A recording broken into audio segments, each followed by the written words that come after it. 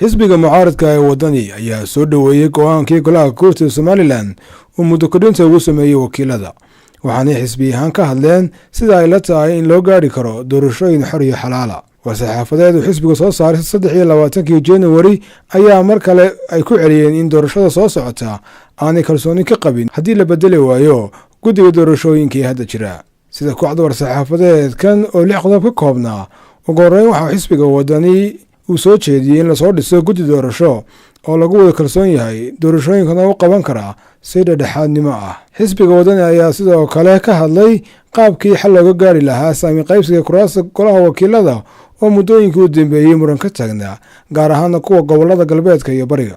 xisbiga wadani waxaa kaloo qoraalkiisa uu ku sheegay in la dhammaystiro xeerka doorashooyinka lana diyaariyo dhaqaalihii lagu qaban lahaa doorashooyinka soo socda. sidoo kale xisbiga wadani waxa uu ku sheegay qodobada uu soo saaray in la tixgeliyo kootada beelaha laga tirada badan yahay iyo in golaha guurtida la hor keeno golaha deegaanka ee muddo dhaafka ku fadhiya kuraasta. xisbiga wadani waxa uu soo jeediyey in doorashooyinka deegaanka iyo wakiilada mar la wada qabto.